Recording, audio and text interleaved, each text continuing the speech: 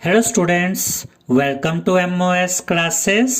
आज हम 7th class English NCERT की बुक हनी कॉम की पोयम मिडो सरप्राइजेस के क्वेश्चंस एंड आंसर्स को डिस्कस करेंगे। क्वेश्चन नंबर 1 है, read the lines in which the following phrases occur. इस क्वेश्चन में हमें कुछ फ्रेजेस दिए गए हैं और हमें यह बताना है कि ये फ्रेजेस इस पोयम की किस लाइन में आए थे, और उसके बाद हमें इन फ्रेजेस के मीनिंग भी बताने हैं। फर्स्ट पार्ट में हमें दिया गया है वेलवेट ग्रास। वेलवेट ग्रास किस लाइन में आया था? Walk softly through the velvet grass. The word velvet means soft and smooth. Velvet का मतलब होता है मखमली, और जो मखमल होता है वो बहुत सॉफ्ट एंड स्मूथ होता है। The grass in the grassland is soft like velvet, यानी घास के मैदान में जो घास होती है वो मखमल की तरह सॉफ्ट होती है। सेकंड फ्रेज है ड्रिंकिंग स्ट्रोज, और ये फ्रेज इस पोयम की किस लाइन में आता है? And unfold its drinking straws. Mouth of a butterfly is pipe shaped, यानी कि बटरफ्लाई का जो माउथ होता है वो पाइप शेप्ड होता है, उसका स्ट्रॉ की तरह स्ट्रक्चर होता है। The butterfly uses its drinking straws to sip the nectar up. इसका ये मतलब है कि बटरफ्लाई इस ड्रिंकिंग स्ट्रॉ का यूज फूलों का नेक्टर पीने के लिए करती है।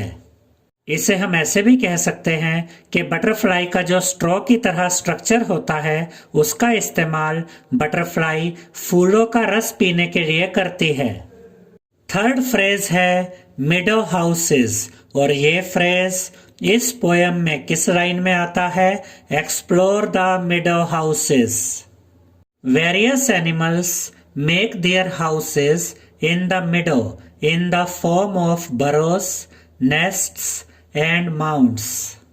इसका ये मतलब है कि विभिन्न प्रकार के जानवर घास के मैदान में अपने घर बनाते हैं, कुछ बिल के रूप में, कुछ घोंसले के रूप में और कुछ मिट्टी के टीलों के रूप में। फोर्थ फ्रेज है अमेजिंग माउंड, और ये फ्रेज इस पोयम में किस लाइन में आता है? The ends amazing mound. Amazing मतलब शानदार, बहुत बढ़िया, और माउंड का मतलब होता है मिट्टी का टीला। Mound means the small hill made of mud by ants in which they live, यानी कि माउंड का मतलब होता है मिट्टी का छोटा सा टीला जो चींटियों द्वारा बनाया जाता है जिसमें वे रहती हैं। The ends make wonderful small hills of mud. इसका ये मतलब है कि चींटियां मिट्टी के बहुत बढ़िया छोटे टीले बनाती हैं। फिफ्थ फ्रेज है फजी हेड, और ये फ्रेज इस पोयम में किस लाइन में आता है? अ डेंड्रियन whose fuzzy head.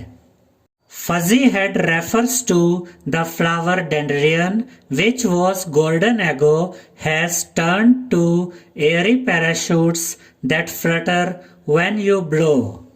इसका ये मतलब है कि डेंड्रियन पौधे का जो हेड होता है उसका जो ऊपर वाला पार्ट होता है वो रोएदार होता है, रुई की तरह होता है, जो पहले गोल्डन था लेकिन अब वो हवा में उड़ने वाले एयरी पैराशूट यानी कि हल्के पैराशूट में बदल जाता है, और जब आप इसे फूंक मारते हैं तो ये उड़ने लगता है। फ्लटर का मतलब होता है उड़ना, फड़फड़ाना।